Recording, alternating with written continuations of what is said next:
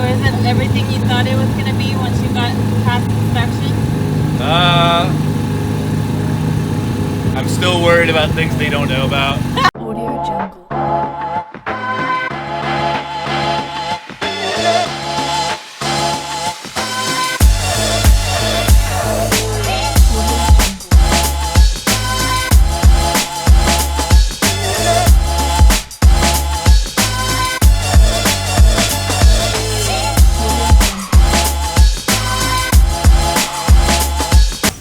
Alright, so first things first, I'm not sure if somebody shared one of my videos or what, but all of a sudden I've now been getting some days 4 subscribers, some days, just trickling in other days, and I think I've gained like 20 to 25 subscribers in the last couple weeks. So whoever has been helping me, or I'm not sure if some of my sim racing videos are taking off, but things have been great. So big shout out to all you guys for subscribing and the thumbs up and the Instagram all the Instagram likes and the Facebook messages, so I do appreciate it. I'm sure you guys want to find out what happened with our race, so what I'm going to do is I'm going to narrate and attach as much video as I can. Soyoung did a good job of doing a lot of the videoing, which I'm going to try to put together with all the things that happened. So yeah, let's go down that road. Day 1. So I've taken off the entire week to get the car done, burning up the rest of my option days. Things aren't finished yet, and we're assuming that you have to make the tech deadline. We kind of start losing patience. Everybody is exhausted.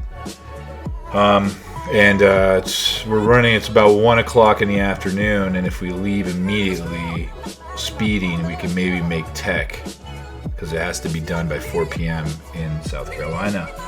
We immediately realized that we're not going to make tech and that we've just wasted all of our time and money for the South Carolina race. I email Eric and ask him if we should even bother still coming. He emails me back. I was like, nah, don't worry about it. You can get tech inspected anytime. So all of a sudden, our cloudy day is a ray of sunshine as I load the car in and the steering wheel quick release malfunctions on me. Sending me into a rage of mostly because of lack of sleep and patience with this. Can't believe that I actually got myself in this entire situation at this point, and this is only day 1 Friday. We've already missed all of practice time. The first Lemons race I saw, I was making fun of everybody. Look at all these Muppets still working on their car and the race has started. That'll never happen to me.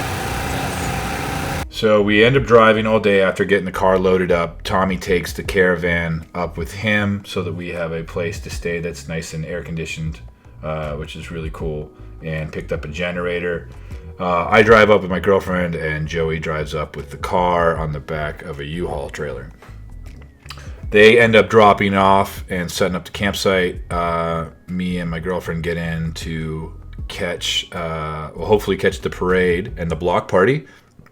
Unfortunately, we missed the parade, but that was all right. We parked and found the block party, which was really awesome. I'll show a little bit of clips here of just what it looks like. You have all the cars lined up, parked, and people are just walking around. Open container was allowed. And you can kind of just walk around and talk to people about their vehicles, and it was really cool. And there's live band, and there was vendors selling food. It was really good. I was really, really impressed with it. And it's a shame that not all the cities have it. I'm sure it's a lot to organize, but it was really, really cool. And I really enjoyed that aspect of that whole that Lemons get together. It's nice for a first race because you get to kind of talk to people and whatnot. So after that, we get some dinner and get some rest finally. It was the first day I think I got to sleep and go to bed early because I couldn't possibly work on the car at that point. I'm sure we could have, but we kind of just called it quits. And there was quite a few things that weren't ready on the car still. But we'll get that for day 2. We get up super early on day 2, which is the race day. We walk into the back end of the rookie meeting, which wasn't on the schedule that I looked at. I thought it was the flaggers meeting. We're already on the wrong end of the day starting off. Immediately, Tommy begins drilling holes into the car to rivet the panel in and the roof in. Me and Joe try to figure out how to rewire the kill switch because it's not working. You have to be able to rev up the car to 3,000 RPM and then immediately hit the kill switch and it dies. The problem ended up being that Joey wired the alternator out of the loop instead of into the loop. So as soon as we redid that, it worked. About time. Yes! Which was fantastic news. We sealed up with some clear silicone some of the firewall because you're not allowed to have any holes. And what else? I think temperature gauge. We needed to get that working too, and some power, the cooling box. So this stuff added up real quickly, started taking a lot of our time. We went to get inspected by the afternoon. Man, time flew. And everything went real well. We got a lot of compliments on the roll cage. If everybody is in the Southeast region looking for a roll cage, I highly recommend Top Garage. He designs the cage so close to the car, he actually tack welds the cage directly to the car instead of using any extra metal, which is really important for me being as tall as I am because I need to have that space between my helmet, and it worked out perfectly. The only things that they were unhappy with tech, which I couldn't believe, was, well, the padding. We forgot to put roll bar padding in, which is fine, except when we bought it, and I don't know how much it costs off the racetrack, but I think poor Joey ended up spending $175 on roll cage padding.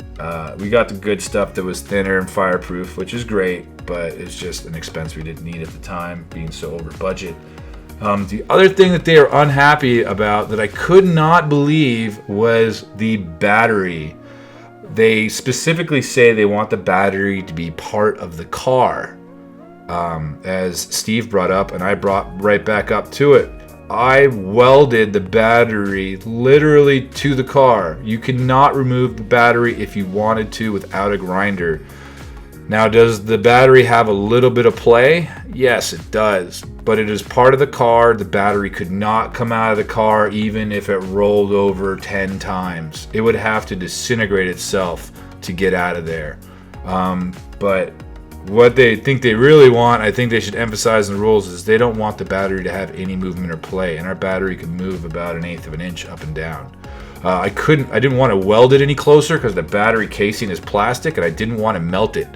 And he didn't want me to put any wood in between. He said get some metal, which I did not feel comfortable putting metal bars in between this cage next to two terminals. I didn't think that was necessarily a good idea. That could just slip out perhaps. What I ended up doing is getting some rubber from a battery tie-down kit and shaving it down and wedging it under there, and it definitely couldn't move after that, and Steve seemed to be happy. Cheaters! Cheaters! Yeah, it's On the outside. I was gonna say, you know, right? You know it's really not a nice car. The inside, definitely a lemon. It was about the end of the day, so we got our equipment inspected as well, like our race suits and all of that. And Steve was nice enough to give us a very short rookie meeting before barbecue time started happening. And I think the Lemons is selling barbecue to raise money for a fundraiser, which is fantastic.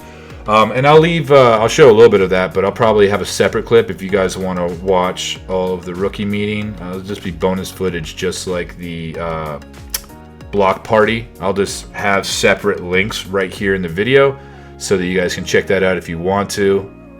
It wouldn't be very entertaining for some people unless you're looking for that specific topic, so I'll post those other places.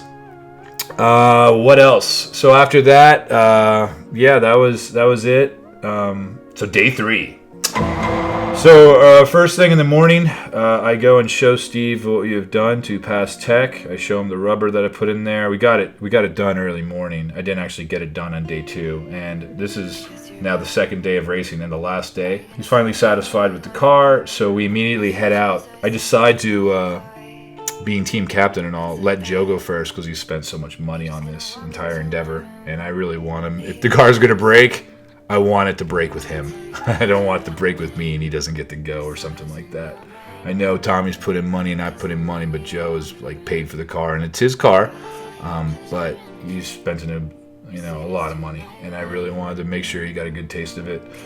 So Joe goes out, and everything is fine. I tell him not to rev the engine past about $5,000 because we're still for the first 30 laps. Because generally speaking, you want to do about 60 miles at 5,000, 60 miles at 6,000 RPM, and the track is about 2 miles long. So that way, 30 laps. That's each step of the break-in.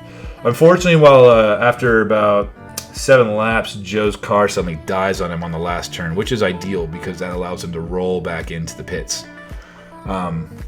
What had happened is, and I didn't realize this, but apparently spark plug wire boots only last about 2 years or so, and then they start to slip off if they're put in a certain position. And so the boots had just come off on the front rotor. So I just ended up zip tying all of them in, and I'm definitely rotor 1 leading coil is going bad or is gone because the car doesn't like to idle. Once it's running, it's fine. So I'm sorry, the leading coil is fine. It's the trailing coil that matters during idle. So the trailing coil is going. We zip tie him in, and I decide that I want to get a little taste and get out there before we change it up again. So I head out, and everything is great. And about 6 laps in, I start losing first, second, and fourth gear. It just doesn't want to shift. I remember the transmission didn't want to shift very well earlier, and now it was just not having it. It's almost like it just expanded in there and just got too hot, which is kind of bananas, but that's what seemed to be happening.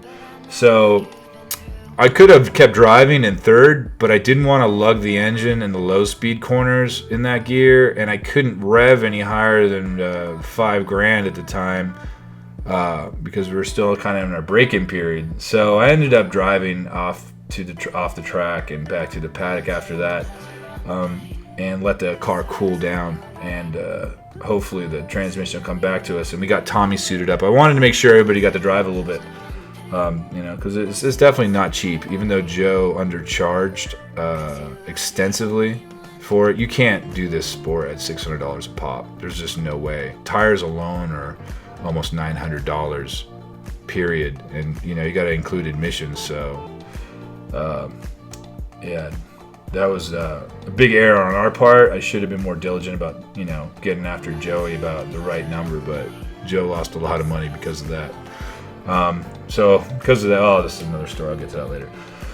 Right, so I'm back in. We get Tommy suited up and out there after the transmission cools. It seems to be shifting okay. He's having a good time. Unfortunately, at this point in time, our engine heat starts to rise, and he starts getting into the 200 marker. And rotary engines are terrible with overheating, as in they kind of just start to self-destruct. So I have to make the unfortunate call to pull Tommy in. There's only about 40 minutes left at this point. So I pull Tommy in, and that's pretty much the end of our day. We start packing it up. What ended up happening is I believe the water pump started leaking. I had to take a look at it. But yeah, I should have replaced it. It is a replacement item, but we were trying to stay within budget. And yeah, I should have done that. It's an easily accessible part, which is why I didn't replace it. I just figured I would later, but it was at the end of the day, so it wasn't any point in replacing it. But what's cool is they have a nice parade at the end where all the cars are driving in and everybody claps and stands in a line. It was really awesome. So we pack up and head out. And in closing, so what did I think about the Lemons race? Was it worth it? Absolutely. I had the time of my life. I learned a ton, and I had a great time. Everybody was super nice, offering help, made friends quicker, and can't wait to go to Road Atlanta with the car where it needs to be and ready to race. A big shout out to Tommy and Joe for putting up with my demanding ass and getting it all done. It wasn't perfect, but we made it happen. Extra love to Joe for flipping the bill on the car. I know he spent a lot more than he thought he was going to. And all I can say is, I told you so. But I mean that with love, not hate. And even I didn't think it would end up, nickel and diming us to death like that either. Shout out to everybody who supported me, especially Jason and Callie. For re-answering my questions a million times. Jason, if you see this video, thank you for answering all my questions over and over again. Thank you, Jason. If you enjoyed this, please hit that thumbs up button and crush that subscribe button like an Apex. Next video is prep for Road Atlanta, so I hope to see you guys there.